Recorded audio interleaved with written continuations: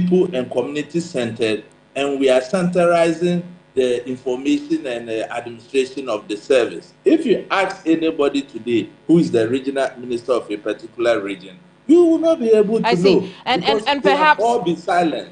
And I think that they must reverse that and get the regional PROs to do the jobs they used to do. absolutely. Then they can Perhaps that is why the new IGP talks about resetting the police service delivery in the country. But those are for internal matters. Externally, what are the areas of interest or areas that should be of interest to the new IGP in terms of external security matters outside of the police service?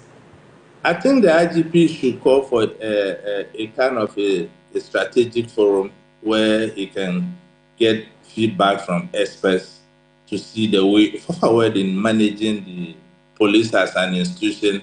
And like I mentioned, we need a strategic implementation plan for the police as an institution. And like he mentioned, there must be respect for seniority, because the service is a regimental institution. Indeed, very well, Emmanuel.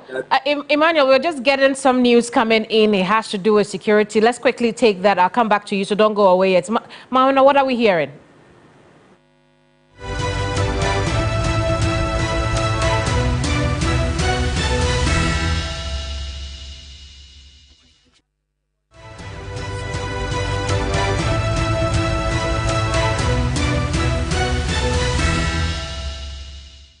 And the news just coming through, the president has made changes to the 3 security institutions, the Ghana National Fire Service, amongst others. Let's run you through a statement that's coming through right now from the Minister for Government Communications, which has to do with the president's decision to now begin what is now a wholesale change in terms of the leadership of the country's security architecture. We're starting off from the Director General of the Ghana Prison Service, where the president has appointed DDGP3 Patience Bafo Boni as the new leader of the Ghana Prison Service. We know as well that the Chief Fire Officer has changed. DCFO Daniela Mausi Ntosapong takes over, and then the Comptroller General of the Ghana Immigration Service, that as well has changed. DCI Samuel Basintali Amadou, and these are the latest appointments that have just come through from the presidency. Let's go right now onto Zoom. Komala Kluche is on standby for us with details. Komala, I spoke to you just 5-10 minutes ago, asked a question about what the feeling was from the presidency with respect to the security architecture. And we know as well that the president met the service chiefs. Was this meeting informing them of the decision to change them? Do we have the details now? Well, the details that we are picking up is to the effect that the security chiefs who met the president were the outgone ones, where the president had thanked them, but conspicuously missing from that meeting from our sources within the presidency indicates that Dampari was not part of that meeting. But the other service chiefs that included the CID boss, or the then CID boss, and the others were all a part of that meeting.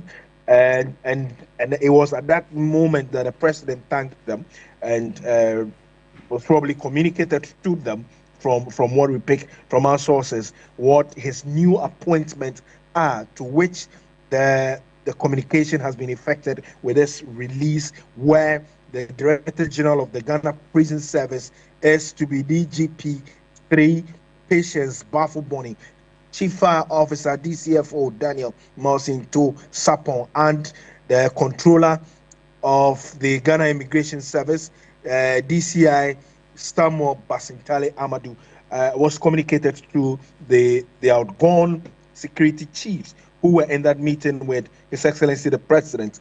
It's unclear whether all of this were scheduled to happen last night and this morning, but it does appear from what we are trying to pick up from our sources, with the effect of the change of a new administration, security chiefs are changed though, but it appeared these ones had stayed on for a while, and they've made so many calls, not from the government inside though, but even outside, that these people should be changed. And the sentiment even expressed by people who find themselves in the services, though, has also been reignited.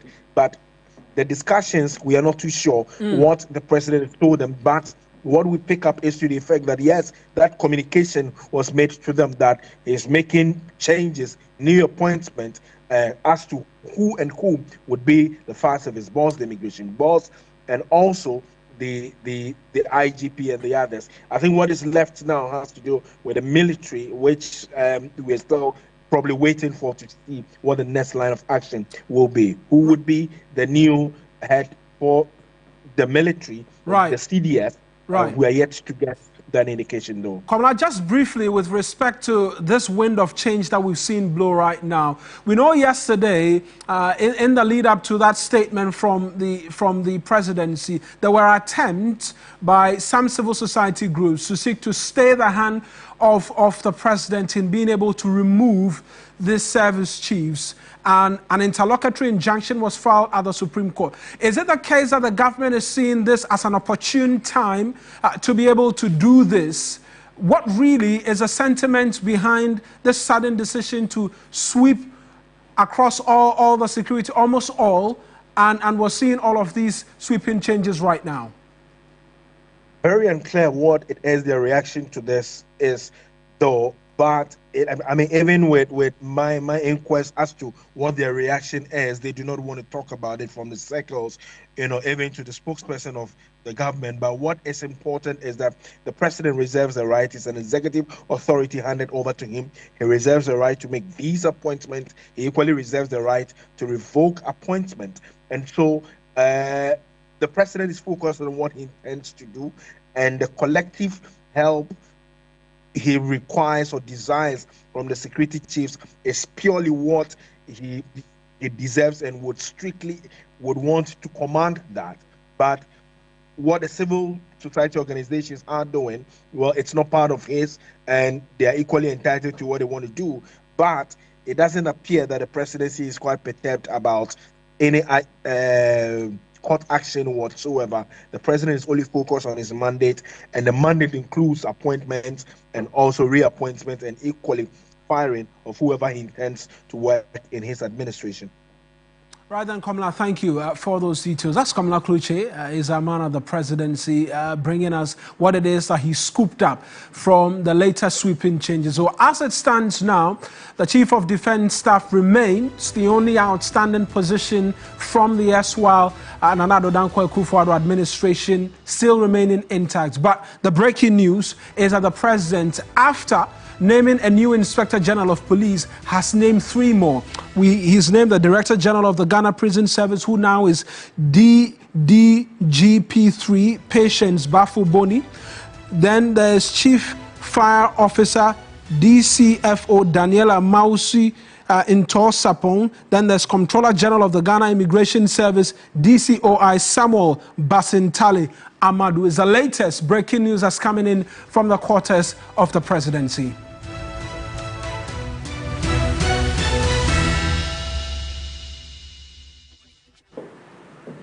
Let's take the latest development to Emmanuel Kutin, who's a security analyst, for a quick bite on what we have heard so far. Emmanuel, talk to us. These changes that we are seeing, necessary changes? Well, it was to be expected. And from the point of strategy, I don't think it would have been wise on the part of the president to have announced the replacement of all these security heads last night. I think the removal of Dr. Dampari, many people received it with joy. So at least the water was tested.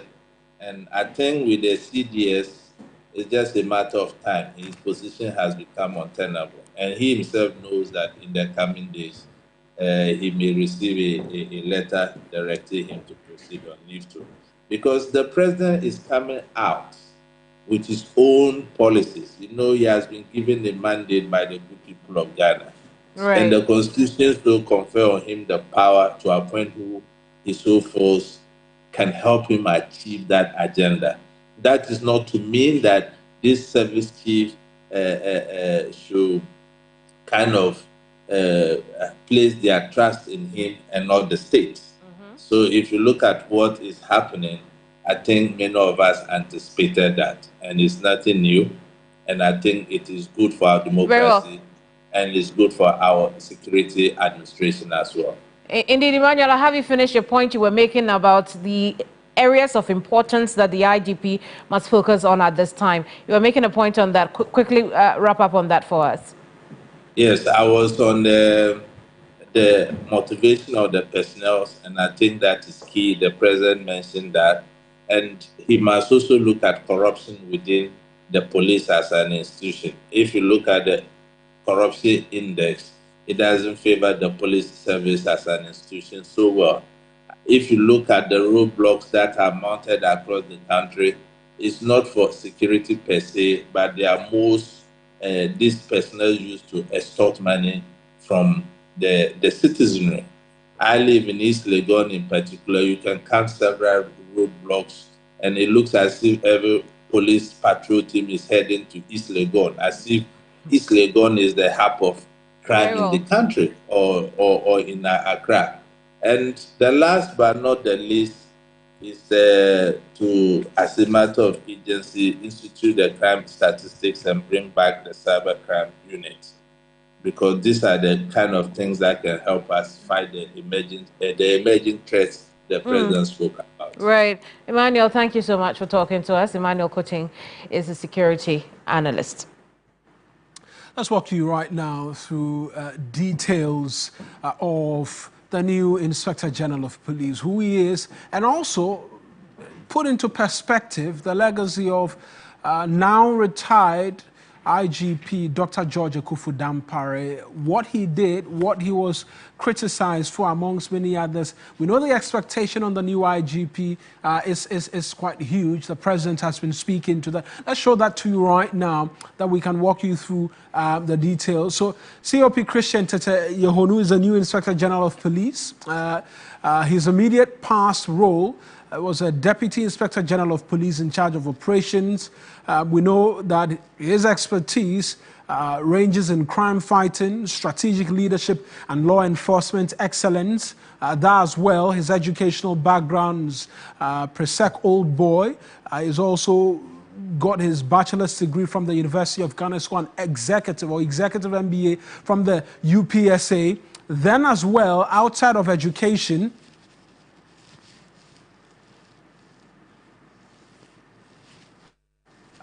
we know that as part of his journey to his position right now, Accra Central Regional Commander and Regional Operations Commander between 2007 and May 2009. He was also Accra Central Divisional. He was rewarded the Grand Medal for his meritorious service in combating armed robbery and other criminal activities in 2011.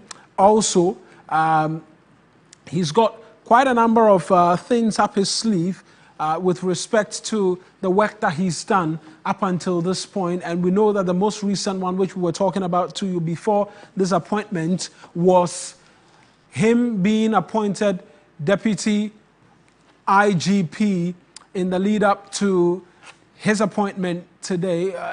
We'll take a break right now in relation to the details. It's been a security-packed bulletin for the past, 30 minutes or so. Let's go for this break. We'll return with a bit more stories here on News Central.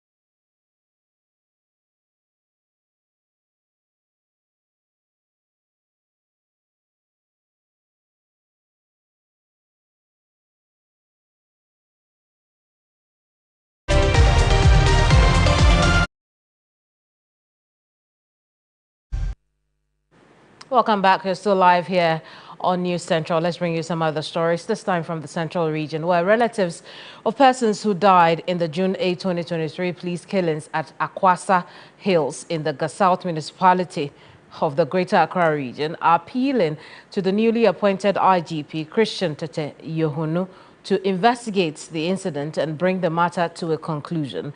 Nearly 2 years after the incident, the probe into the matter has yet to be concluded, despite the intervention of the 8th Parliament. My colleague, Akwesi Ado, has been speaking to some family members and joins us for a little bit more on this story. Well, Akwesi, let's talk about events leading up to this. What happened? Okay, Kamini. So on 8th June 2023, it was a Thursday. Some 7 persons were killed on the Awaso Hills in Vocational in the South municipality of the Greater Accra region. So a day after, we got wind of the incident and followed it up. And then a few days after, the Ghana Police Service issued a statement stating that the persons who were killed were armed land guards, and that 2 of them had fled, and so the police were after them.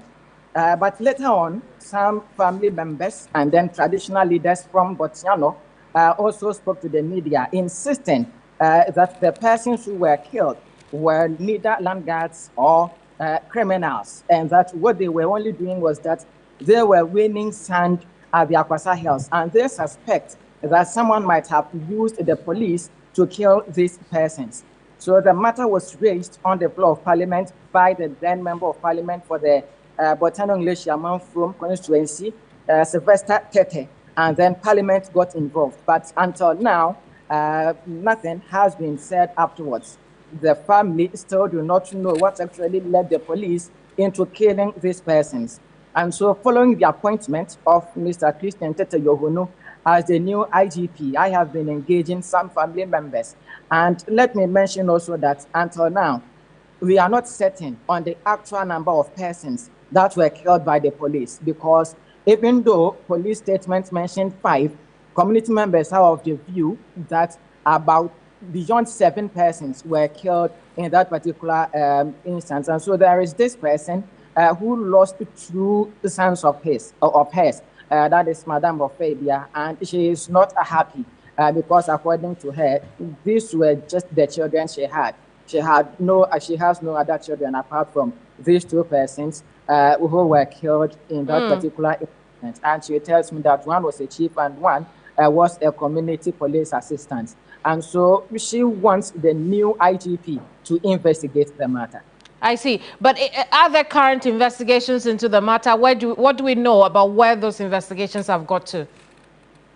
So what we do know is that the matter attracted the attention of the 8th Parliament, and a delegation visited some of the family members of the deceased victims, as well as they engaged traditional leaders of the area.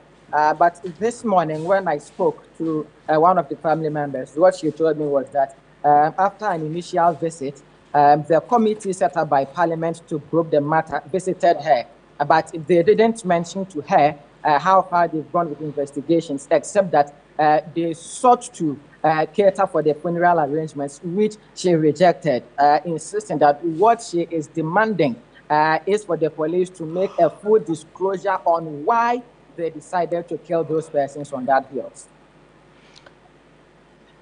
I see. Akwesi, we'll leave it here. Thank you so much for talking to us. Akwesi Ado is a Central Region correspondent.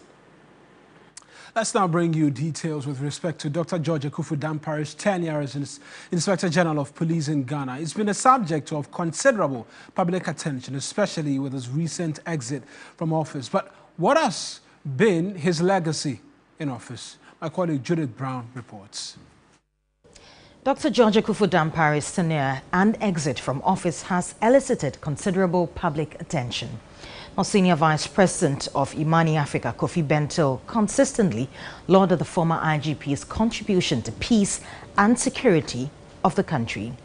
Well, in terms of infrastructure, the massive facelift of the Ghana Police headquarters has transformed the optics of the police service.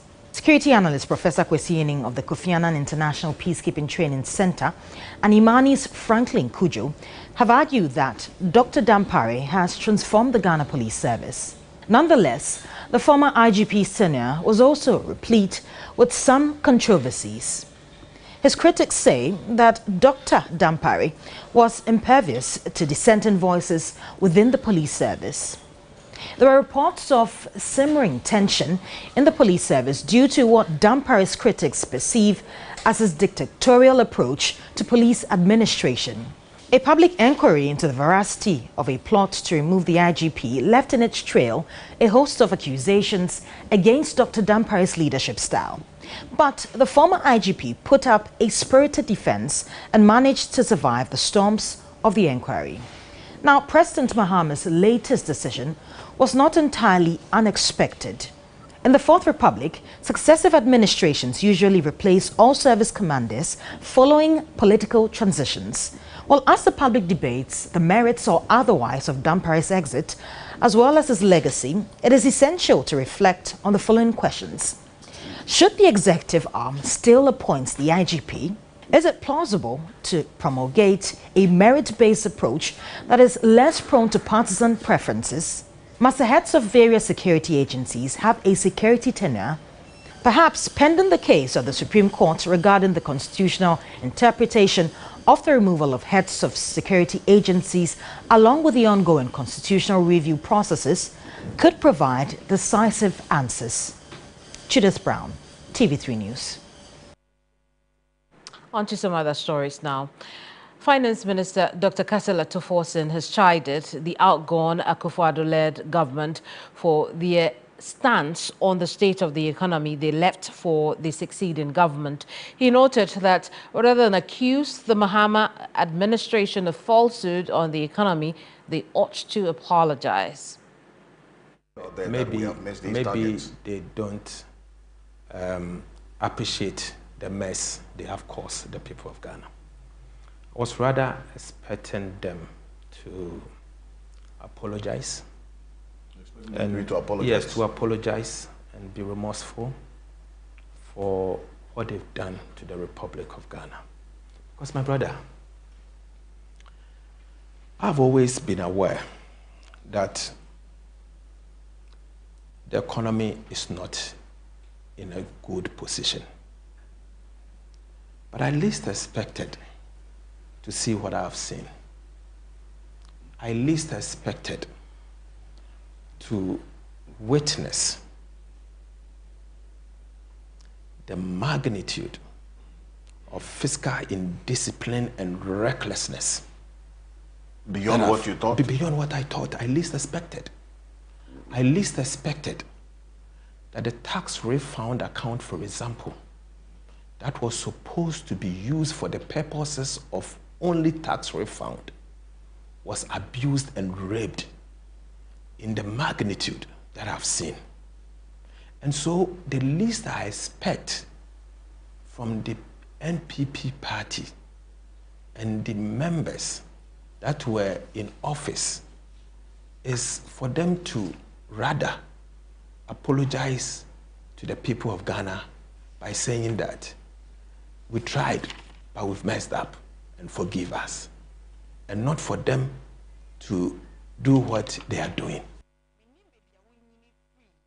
As Finance Minister Dr. Kasela Toforson, you'll find that interview on our respective social media handles as well as on YouTube. Let's bring you some other matters right now, where the committee taxed a probe the devastating dam spillage from Akosombo 2 years ago, says it will seek to conclude its work within a month to allow government to take action on their recommendations. Energy Minister Dr. John Jinapor on Thursday inaugurated the committee to probe the circumstances surrounding the dam spillage, which left many without a place of abode.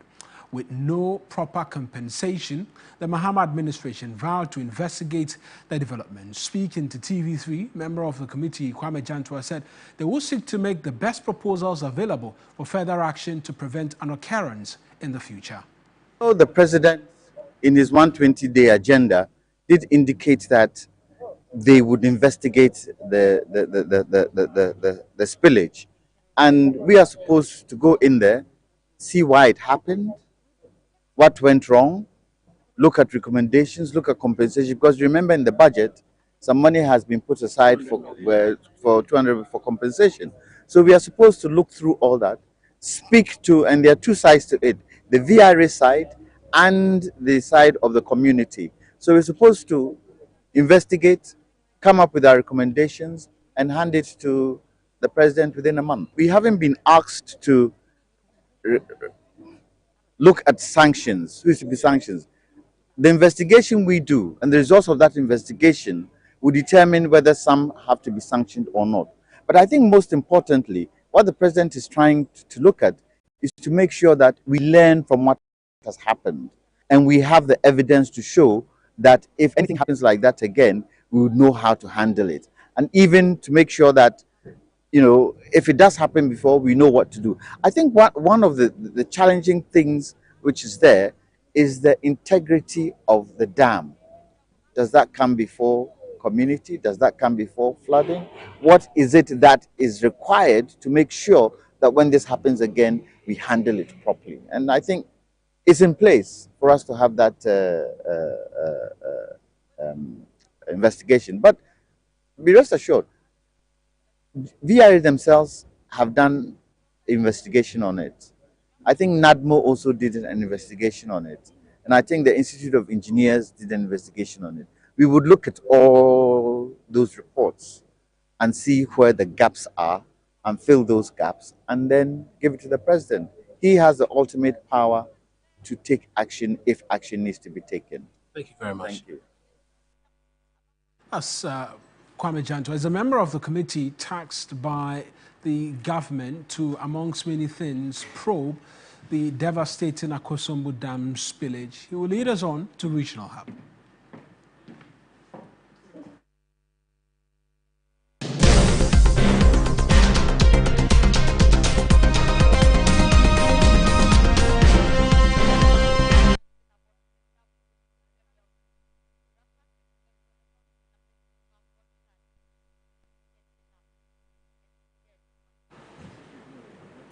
We head to the Alavanyo EP Technical and Vocational Institute in the Volta region, where authorities and students are appealing to government to help address the school's dire infrastructure challenges.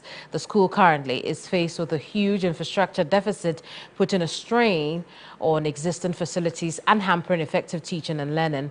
Faisal Abdul-Idrisu has more in the following report. The Alavanyo EP Technical and Vocational Institute started in 1978 with a population of 27 students. But currently, the school's population stands at about 1,500. Despite the exponential rise in student population, the school's infrastructure has seen no improvement, putting a strain on the existing but obsolete facilities. A view of the boys' dormitory to the classrooms to the dining hall depicts a deteriorated school begging for assistance. If you go to the boys' dormitory right now, you see a lot of chobuses on the veranda. Since the rooms are cannot accommodate all of them, some of the chobuses are lying on the veranda. And some of the students are even sleeping on the veranda. When you come to the dining hall, we have been running shifts. The first years will go, the second years will go before the third years. That's the way we have been taking food at the dining hall. In the classroom also, during practical hours, if some departments are having practicals, that's where some students go to their classroom to learn. So infrastructure is not helping us at all. As a fashion student, in my department, we have practical room and the department itself. But the department, we have machines that is not working. And then the practical room, we don't have enough tables over here.